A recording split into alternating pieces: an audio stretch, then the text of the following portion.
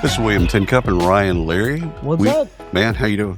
First show of the day. I'm fantastic. I like that. We'll check you at the end of the day, but right now, minutes. that's great. 30 minutes. So we're podcasting live from isolved, the booth at SHRM 25 in San Diego. We have two wonderful guests with us.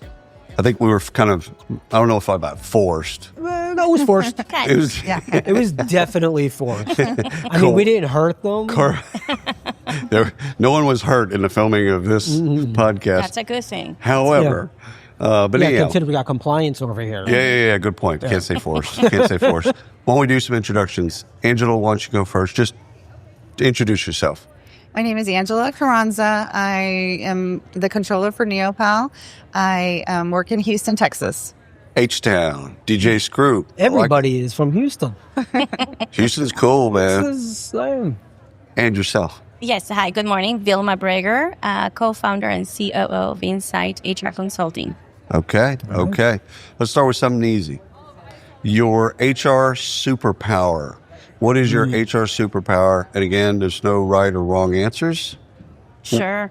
I'm happy to share. I mean, as HR people, we really don't share a lot about what we're good at. Right. Because we do quite a lot of different things. But I think, at least in the last 5 years or 4 years since we've been in business, has been really to have honest, conversations with business owners or executive leadership, where sometimes that can be a challenge, and very courageous approach for any HR to be able to have those tough conversations with those leaders that are running the companies, right?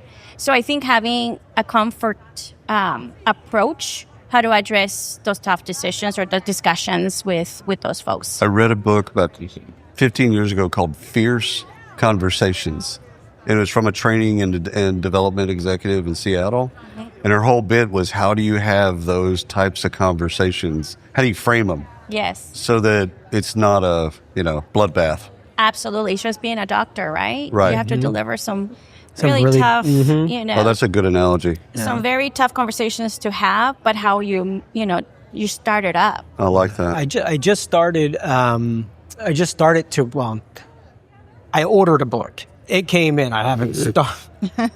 Let me just say, I haven't started. I didn't even crack the spine yet. This is like on Zoom when you see people's bookcases. You're like, I ain't believing any of that. A guy that I follow on Instagram, and he wrote a book. It's all about conversations. So it's called The Next Conversation. I'm like, I'm going to order this. It's like, I follow the stuff, so I'm going to read it. It's all about having the difficult conversation and all of that, and how to frame conversations.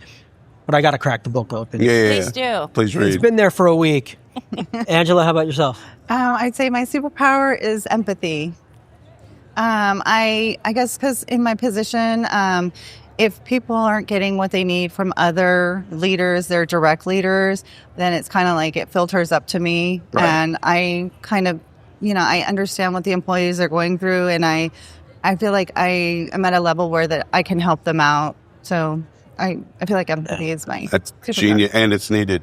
Somebody's got to have empathy, right? Somebody's got to be there for them, because again, if their manager, especially if their manager's not there for them in that way, and sometimes they're not comfortable having that conversation with their manager. No. Exactly. Like what's going on in life. We never know what's going on in people's lives, and it's like, can I go somewhere and actually talk to somebody about things I'm going through, and somebody to be able to look through that lens. Yeah. And often the trust isn't there to have that conversation 100%. with the manager. Yes. 100%. But I think, being very empathetic, because, we teach a lot of our leadership to be sympathetic, but there is a huge difference between sympathetic 100%. and being empathetic. That's a good point. You have a lot of resources of being an empathetic individual to be able to offer some change and be able to be influential, right, to help them through things. And I think a lot of the times that's missed, right? There is a difference. Do you have a quick way to do the difference between sympathy and empathy? Do you have a quick way to do that?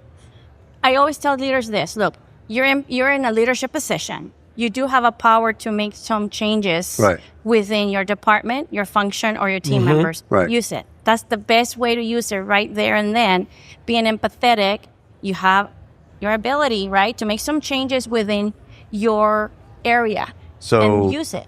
So the way I explain it to leaders is sympathy is, I'm sorry.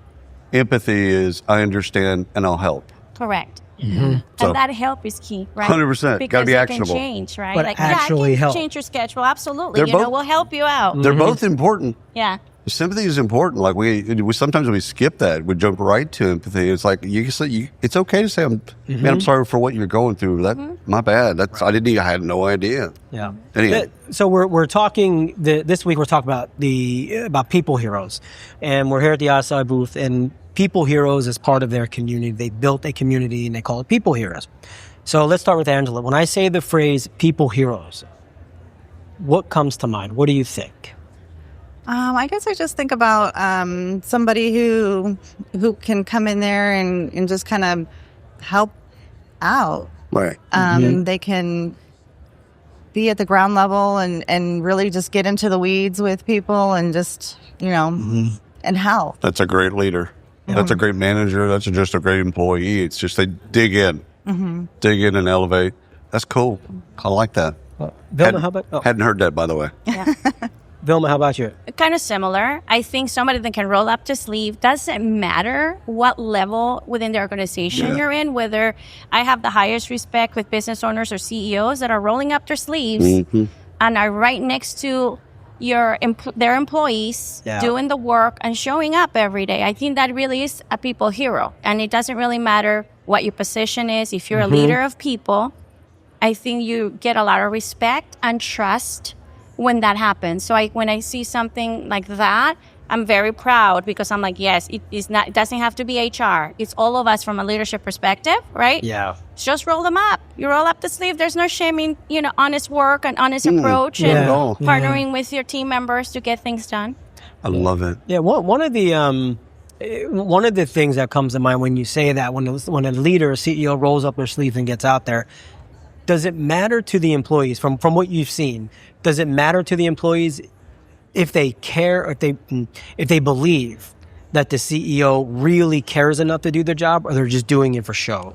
It's more performative. Boy, employees, I mean, we're human beings. We can call BS. Right. When we see it. Right. I feel like a CEO, 100%. like if Jeff Bezos was to go in the warehouse and start packing the stuff, I'm going to call BS on that. He's doing that for camera. Here's my delineation. Okay, coming from a retail background, my delineation: if there's cameras and PR anywhere in the vicinity, automatic BS. Yes. If there's no cameras or PR, And they're just and walking they're doing the bit, like my dad when he was in corrugated like warehouser, so they made corrugated boxes.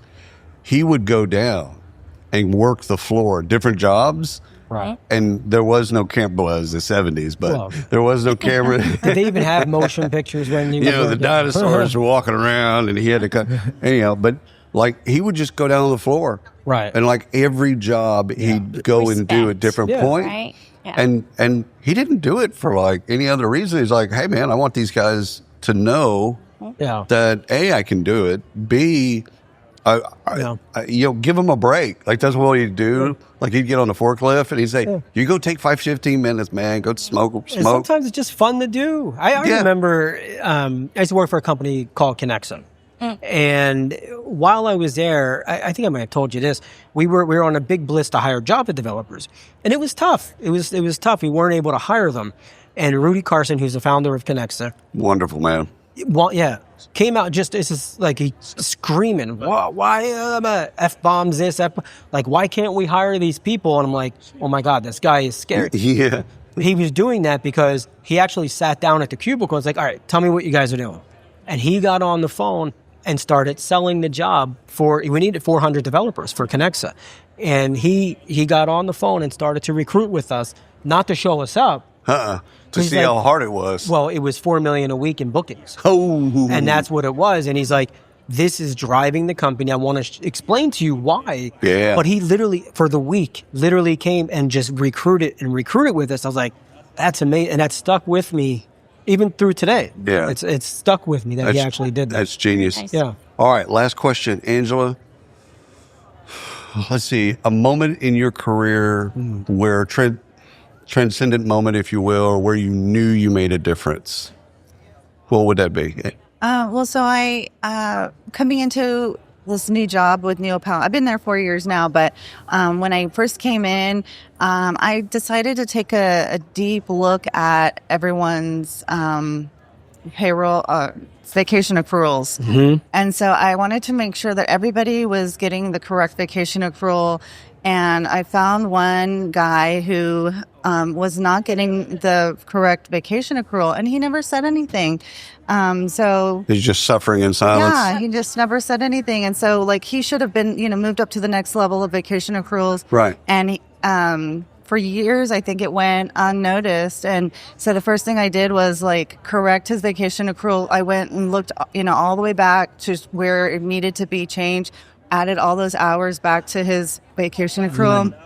And he was just cool. so happy. And he was like, like he said, I feel seen.